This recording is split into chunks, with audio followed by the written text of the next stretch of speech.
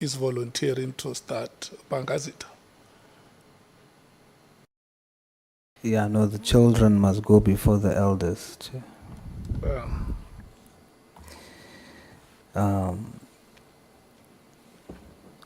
How many minutes do I have? You have 20 minutes or less. 20 minutes or less. Okay. So what it means that the maximum you can go is 20 minutes. And the least you can do is less than 1 minute. All right, Chairperson. Honorable Minister,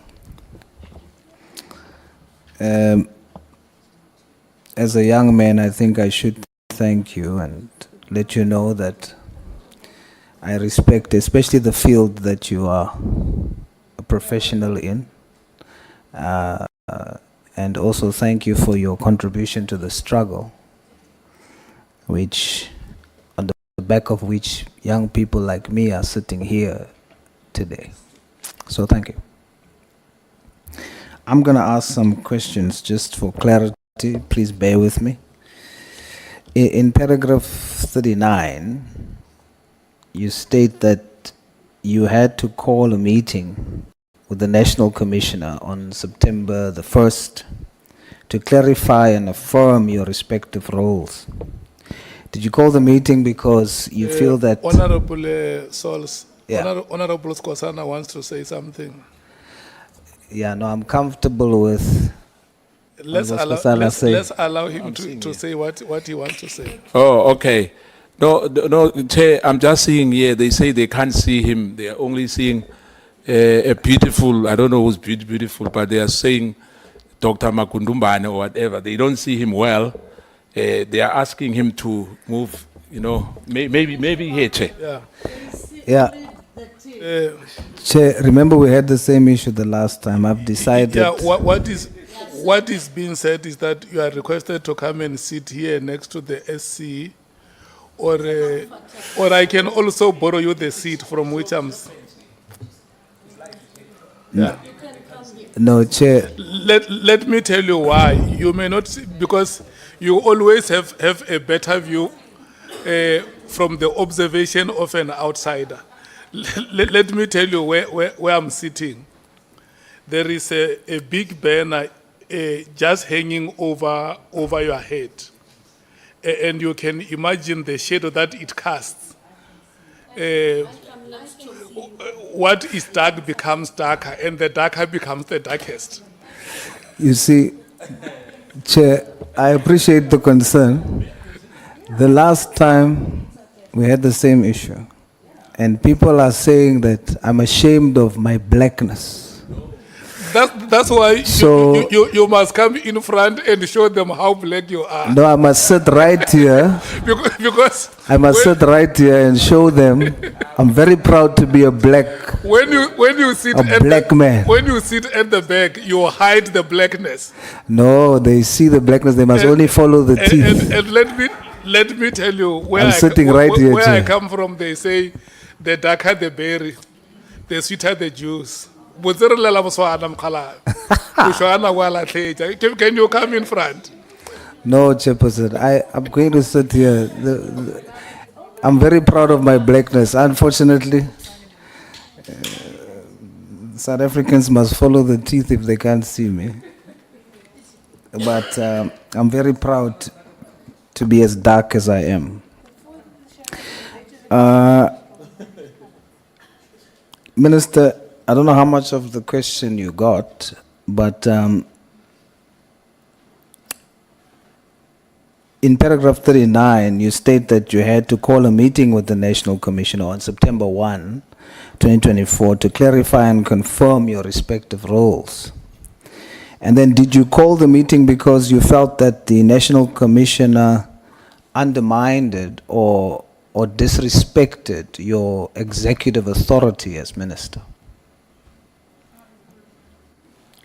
Thank you, Member. So, if I might be permitted, Chairperson, to say to Member Saul, I have been watching these proceedings and your forensic skills with much enjoyment and appreciation. So,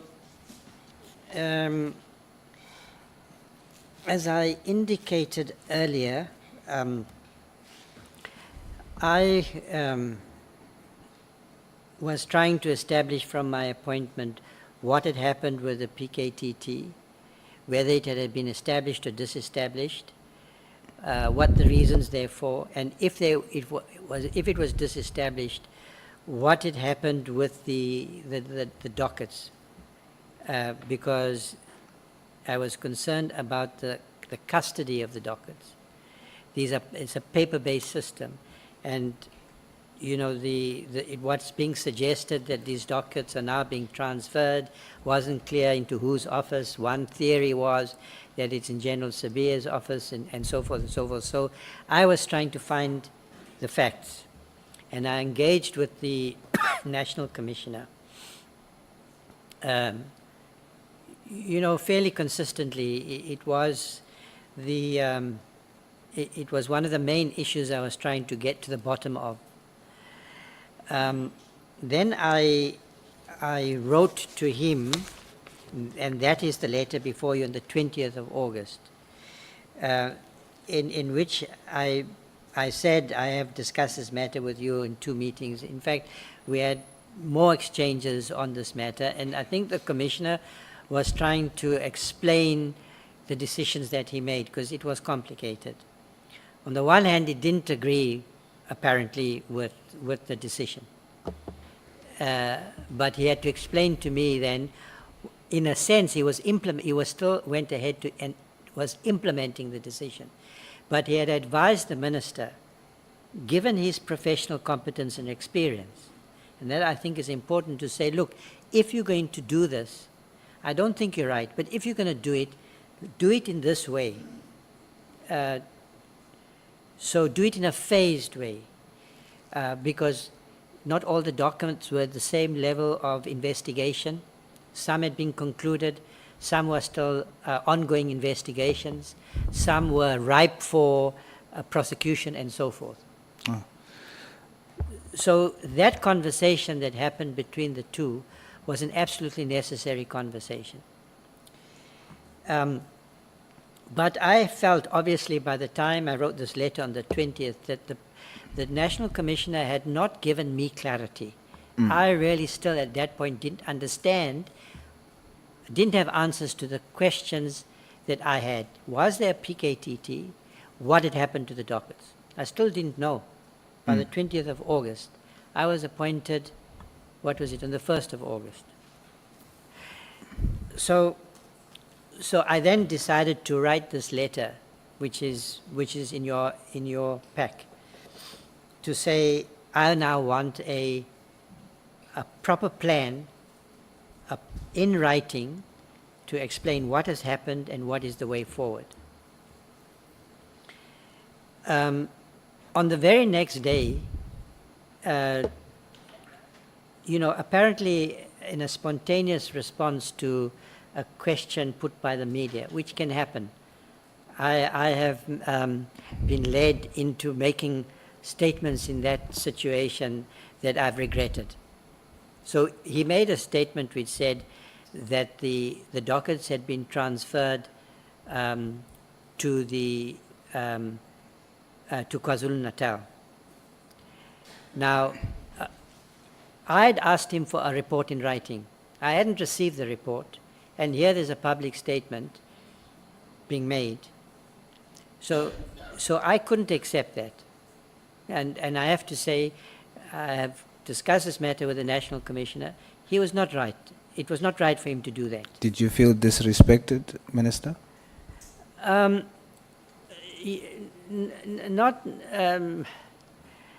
in the sense that I was,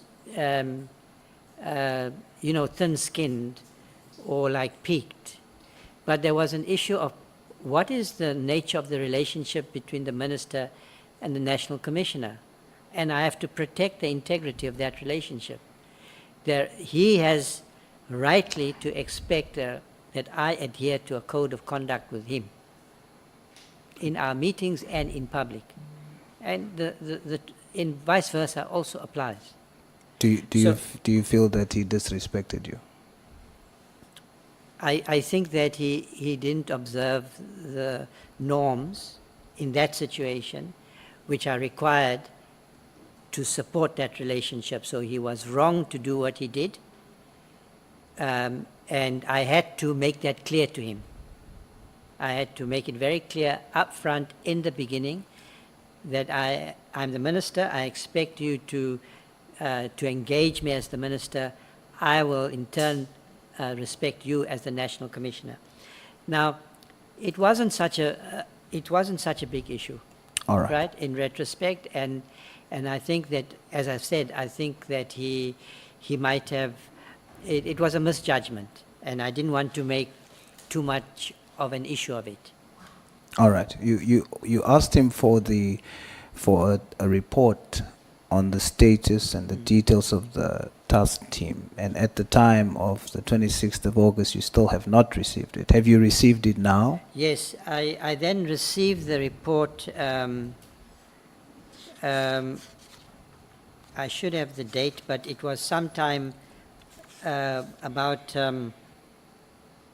was sometime after he received this letter. So he then responded both to my letter and my statement, and my public statement. And then we met on the 29th of August.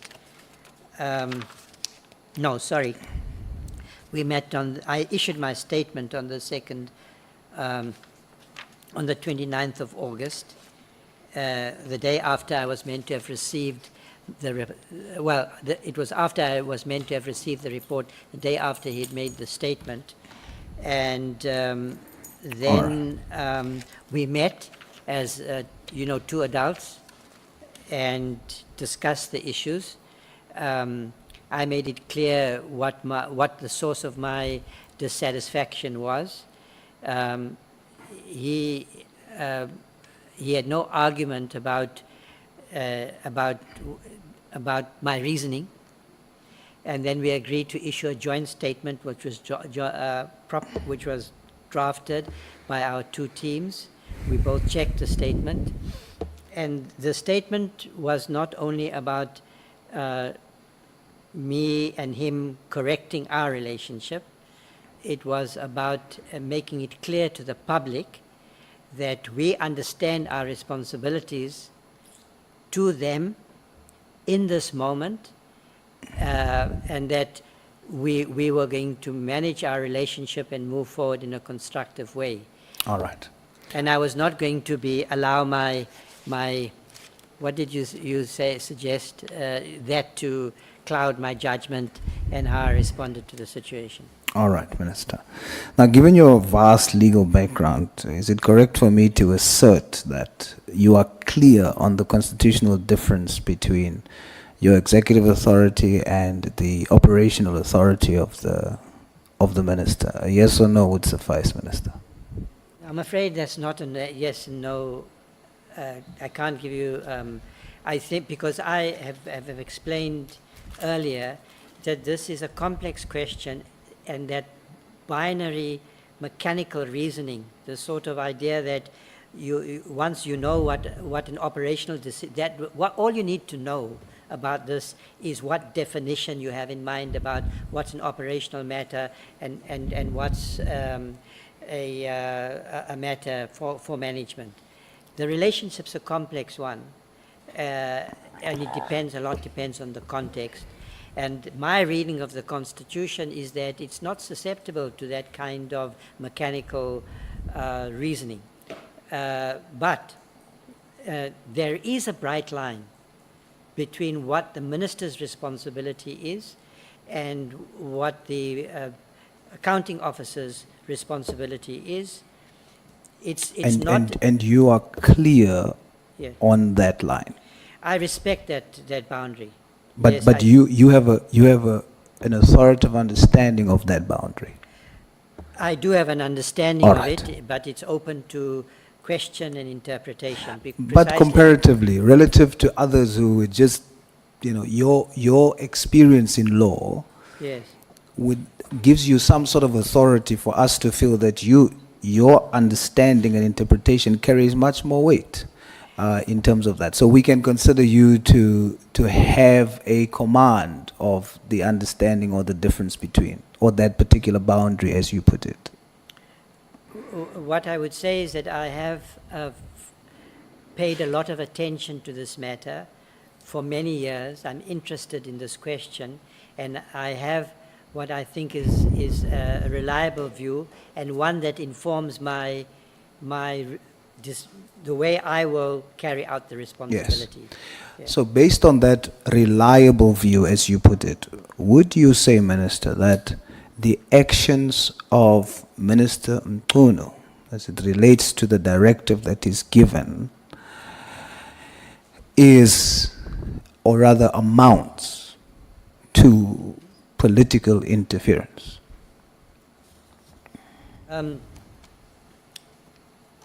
I can't give you a simple answer to that question, because I think the context matters here. I explained earlier that the President is the one who initiated the establishment of this task team. He established an interministerial committee to exercise political oversight. And I have got no doubt that that interministerial committee, so long as it existed, had the final word on the lifespan of that task team.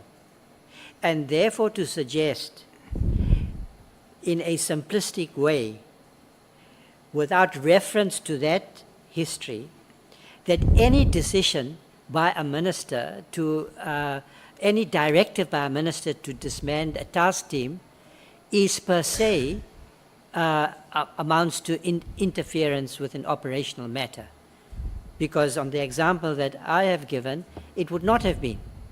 Now, in this case, that committee did not meet. It's not clear that it continued to exist. And he did consult with the ministers that were in those portfolios.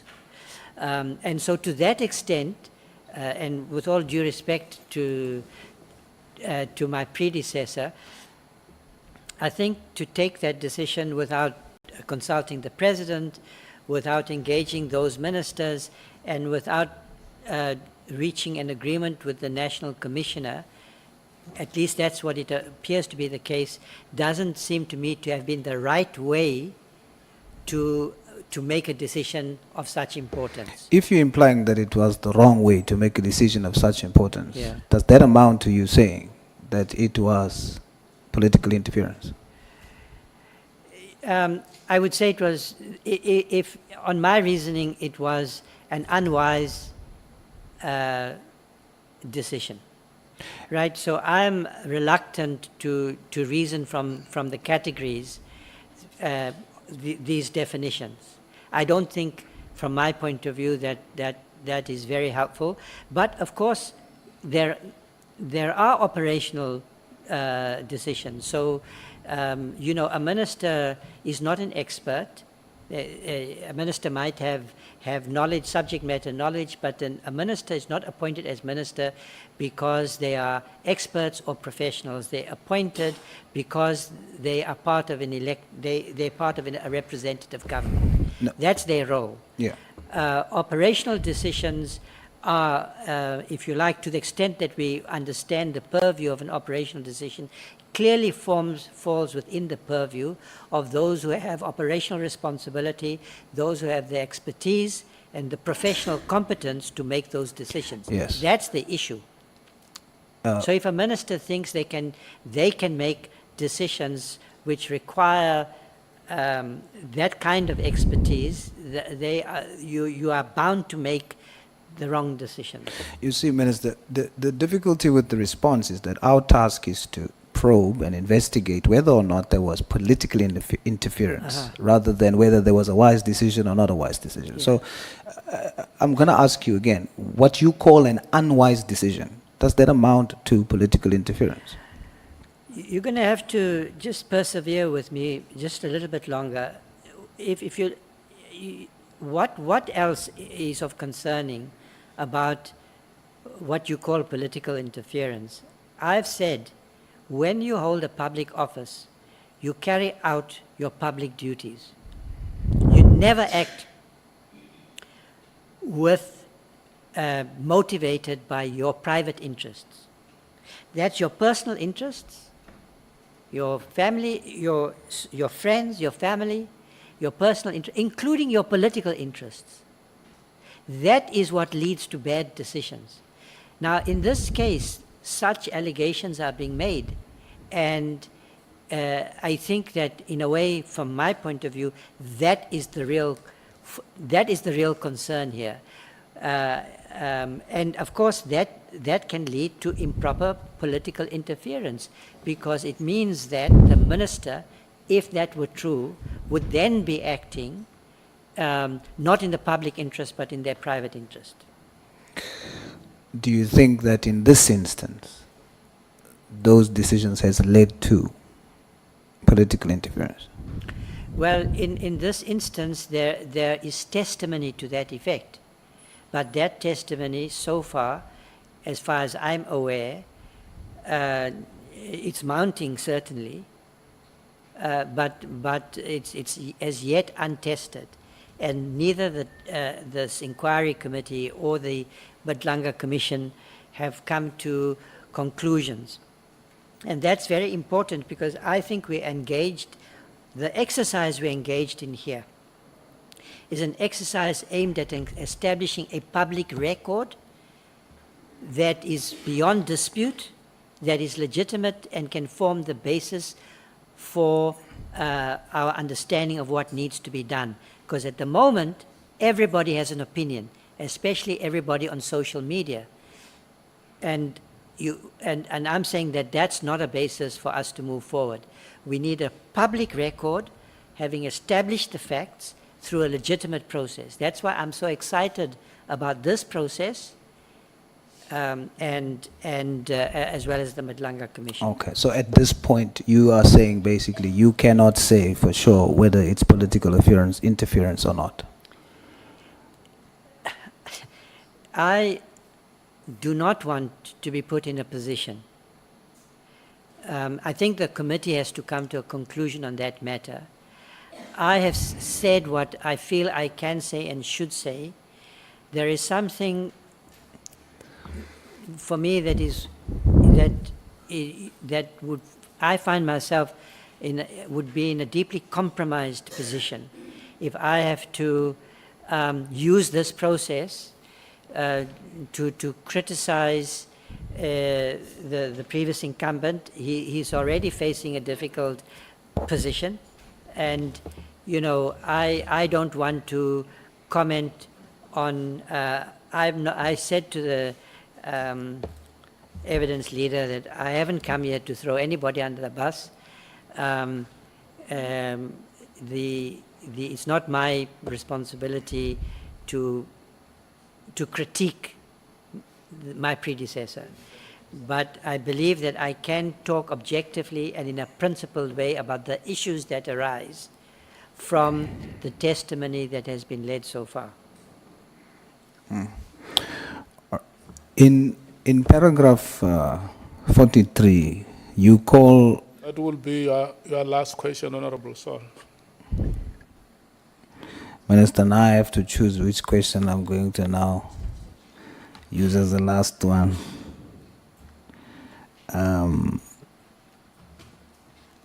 Okay, let me use this one. In paragraph 43, you call Minister Mchunu your predecessor, and also when you said that the president called you to tell you about the appointment, the president said, I want you to be the Minister of Police. He didn't say the acting Minister of Police. So, notwithstanding the literal definition of the word predecessor, but I want to probe your cognitive disposition of its use. You calling him your predecessor, should that be interpreted to mean that you have psychologically accepted that he's no longer the minister on leave? You have now replaced him. Not quite. I am the minister. No? Let me explain. There's no provision in the Constitution. There's no appellation. There's no label of that kind. Minister, the president, you either exercise executive authority or you don't. So, in that sense, I am the minister. Yeah? Now, the president will decide whether I serve for 2 weeks, 3 weeks, 3 months, 6 months, or longer. And of course, this is also subject to my levels of energy and tolerance. But I've committed to serving as long as he feels that I should. And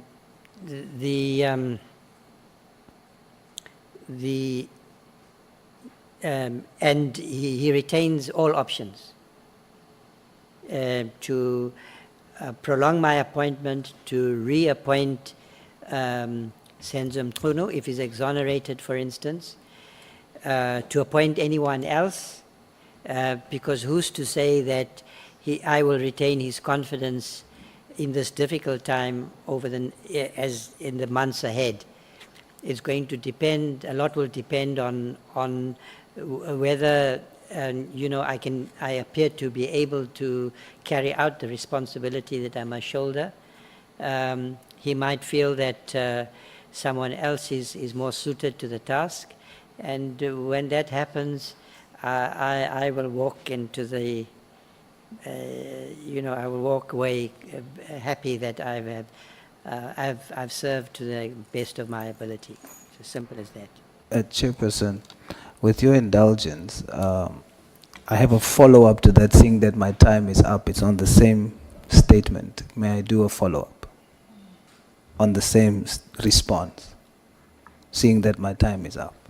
I can't ask. It's not another question. It is a follow-up on. You will have to oblige like a parolee if I grant you the permission. I'm very slow, Chair. I don't understand. A parolee never violates conditions, so. My president was in prison. I was it's not. less than 1 minute. Can you please not violate conditions that I give? Yes, sir. Thanks for explaining. So, Minister, you are saying you are the minister.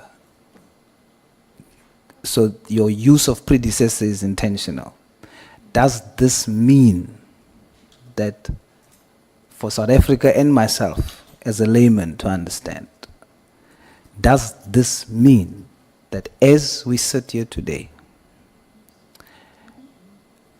Honorable Senzo Mchunu is no longer the minister of the South African Police Service? Yes, I think as a legal matter, that's correct. He is a minister. But he doesn't have executive authority in the South African Police Service. I do. And that power is always a monopoly power. It's exercised, like I said earlier, it can't be delegated. So I am the minister. The president has described me as the acting minister. That's fine. All of you can continue to call me the acting minister. I know that Honorable Skosana enjoys calling me the acting minister, which I accept with much appreciation. Whatever you call me is fine. Whether you call me the acting minister or the minister, but I'm saying, just to clarify the constitutional matter, read the Constitution. There's no provision in the so I was appointed in terms of a provision of the Constitution to exercise executive authority in this ministry. That's what I'm doing, and the president can change his mind tomorrow, as he can with any other minister that is appointed.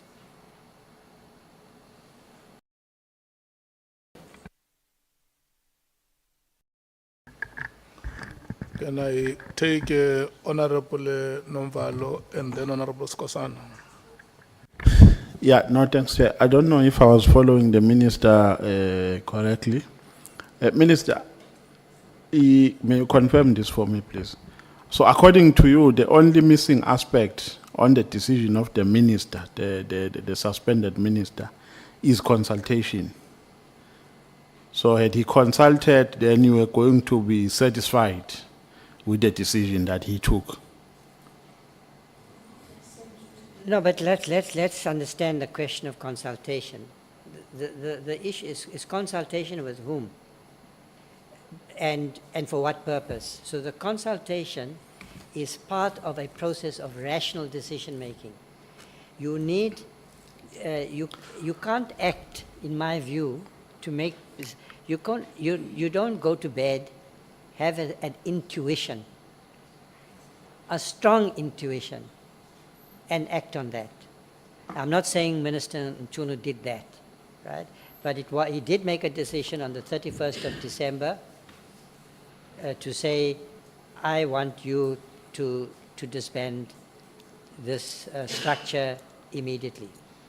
Now, I'm not sure if the interministerial committee didn't meet, was still in existence, but for instance, were there views of the Minister of Justice not relevant to this, because it's that ministry that deploys the prosecutors who are part of the team. It wasn't just made up of SAPS of employees. If it was an integrated approach aimed at combining investigations and prosecutions, then surely the others who were involved in making the decision and supervising the decision, their views should have informed your reasoning process. That's the issue, so not just consultation. And of course, had that committee still existed, and had there been that process of consultation, then I would say emphatically and clearly that the decision would not have been an improper one. Okay, because what I want to get here is, after that consultation has been made, then who has the right to take the decision and to sign the letter? Because here I'm talking about an action that took place on the 31st. Let's say that that action was preceded by the consultation that you are talking about. Then who has the right to take a decision that, okay, upon satisfying myself that I've consulted everybody, I am taking a decision to disband, I am signing, I am issuing out the letter. Who has a responsibility to do so? So let's be clear on the example that I understand you're putting to me. The interministerial committee has met. Often in these interministerial committees, the DGs would be sitting there. By the way, these interministerial committees are not just, the structure of decision making doesn't only involve the ministers. The DGs would also meet, the heads of the respective departments. So in this gang violence strategy that we developed, the DGs met, the strategy was developed. First we met with the Department of Justice, we went back, we developed a strategy, we went back, the DGs then met, and that strategy was then taken forward by the ministers. Now, this gang violence initiative that we have taken, we can put an end to it, no doubt about it. And the minister, following such a meeting, can issue a directive that, informing the commissioner that this decision has been made and it has to be implemented. No doubt about it. So that's why I'm saying, with respect, Member Shongwe, that... Honorable Nomvalo. Sorry, Nomvalo, yes. I'm trying to learn all your names quickly, because that's very important. On those facts would change the nature of the decision, and therefore change perhaps the legal characterization of the decision as an unlawful lawful one, which I have, which I've said, how much does it help one to make a judgment like that? I am saying that on the facts available, as far as I can assess, the decision should not have been made in that way. And if it wasn't to be made in that way, then the decision shouldn't have been made. Thank you, Chair. Honorable Skosana. Thank you, Chair. I just want to find out acting minister once again, because if I remember well, You can call me acting fine. we challenged your matter, Yes, and the Constitutional Court and you lost. as well referred us back to the High Court. You remain an acting minister of police as we speak here. But if that's not true, then it means this country is in a crisis. Because we said that. Anyway, we are in a crisis. We are having the minister, Mchunu, who came here in as a minister as well, on leave. Now, if you say you are a minister, it means, like we said, that we had almost 4 ministers, 2 deputy and 2 ministers. I guess we are vindicated. We were right. I think we were right. Today you vindicated us to say you are not, you said yourself that we are not an acting police minister. You've got executive authority, which we agree. And the one sitting at home on special leave, Minister Mchunu, I guess is no longer a minister. No, that's not correct. Is he a minister? Yes. So we've got 2 ministers in one portfolio. No, he's just not the Minister of Police. Oh, he's not the minister of police. No. Let me leave it there. Thank you. Thank you, Chair. Okay, the last, okay, Honorable Mathis. I've been recognized. Thank you. Just clarity, I'm going to call you Prof now because I'm confused about this acting minister. So essentially you're saying that we have a minister without a ministry, which is the former Minister of Police. In your understanding, is that constitutional? Look, the honourable member from the MKP, I know that they are litigating this matter.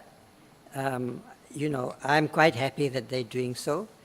The court will come to a decision, and I think it's not right for me to take a view on what decision the court should make. I have a view, and you can infer the view from what I've said. So the members of the MKP and yourselves, by the way, are quite, you're free to challenge my appointment by making constitutional arguments. And we will see if the court agrees with any of the arguments that have been made. I can't really be of any further assistance on that matter because I'm the subject of that litigation. Okay, so you don't want to make a comment about whether you think it's constitutional or not.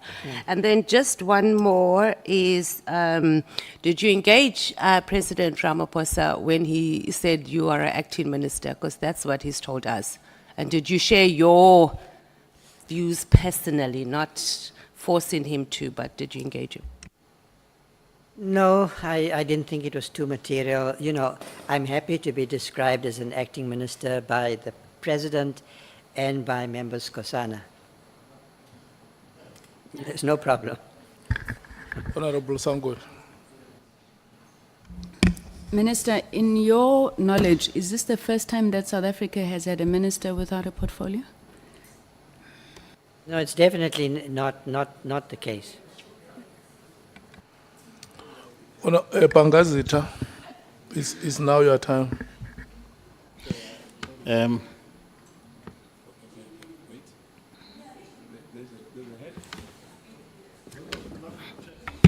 No, I just want to get what the acting minister is saying correctly. I don't want to write what he has not said. Minister, so you are saying Minister Senzo is a minister without a portfolio, not a suspended minister of police?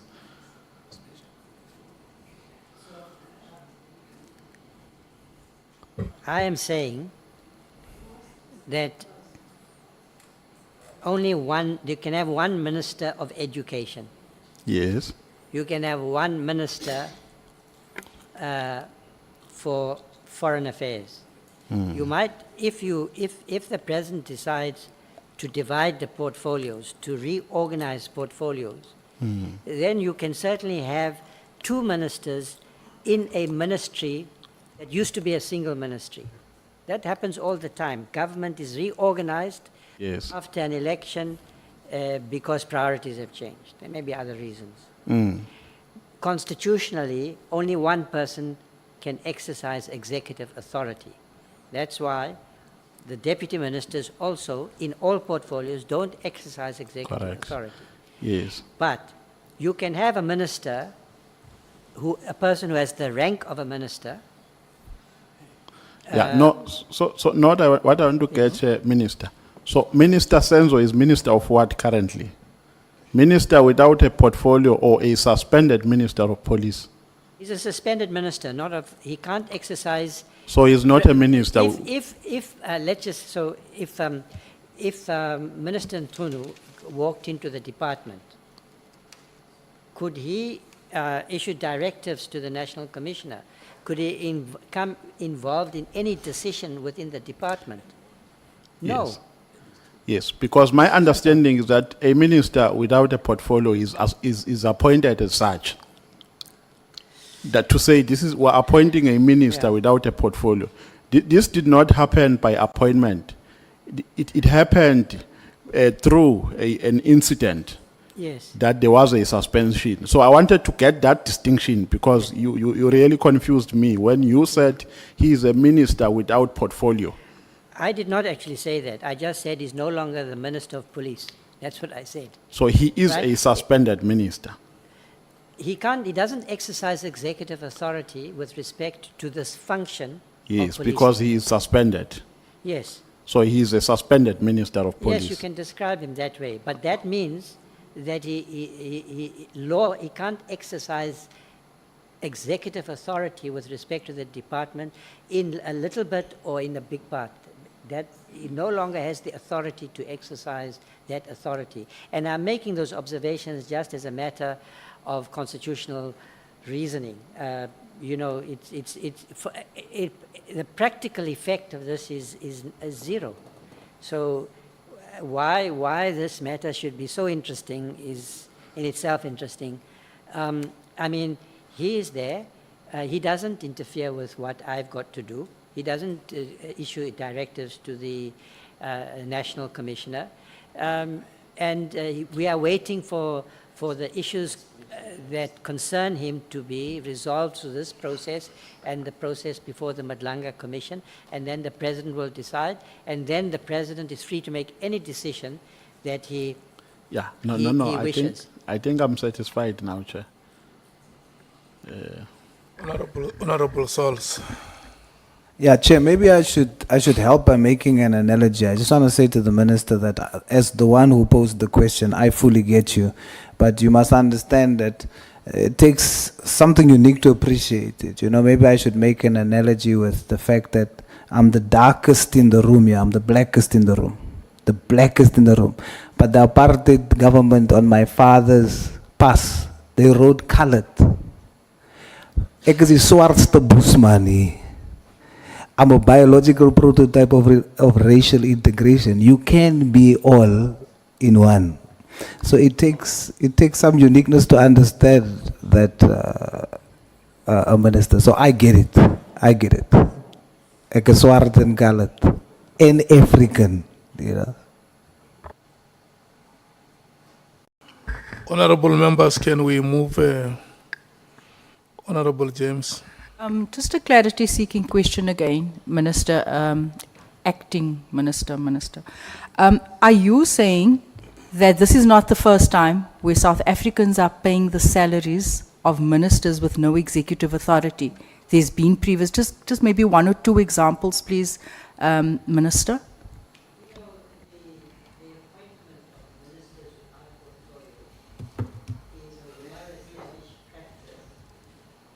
Appointment of ministers without portfolio is a well-established practice in all comparable jurisdictions. It happens for many good reasons of state. Often it's the case that the leader of government business is not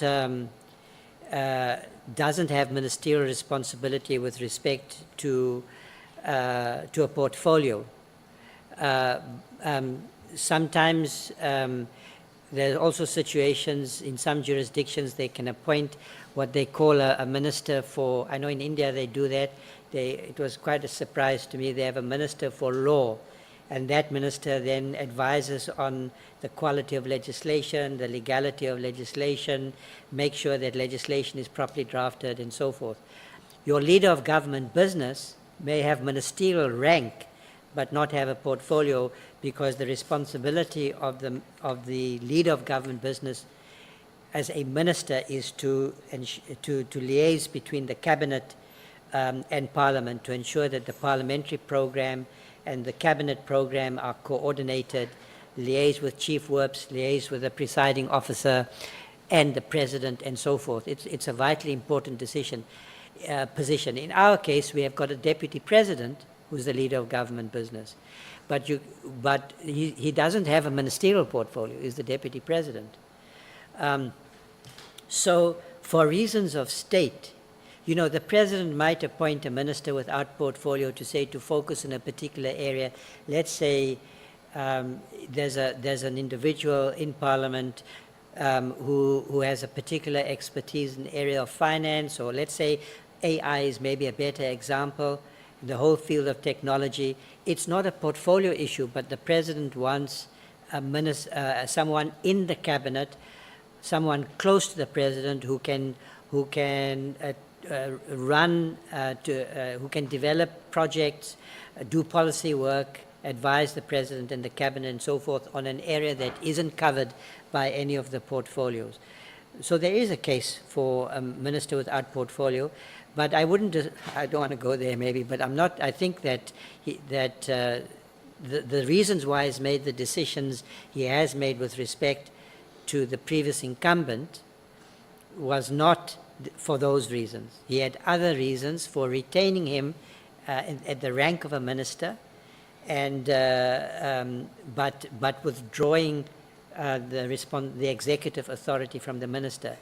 And you know, I would just say this to all of you, because you really might end up in a government one day with ministerial responsibility and so forth, and at that point you will come to appreciate the importance of reasons of state, of statecraft, setting up a government, allocating portfolios that, and in a government that can work. There are many considerations that a president has to take into account, or a prime minister where you don't have a president, and the president, I believe, has to have the freedom, the discretion to take all those considerations into account, into making a government, appointing a cabinet that can work, and that might include appointing ministers without portfolio.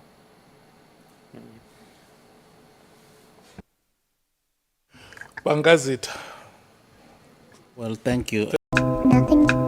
Sure, I would do honestly.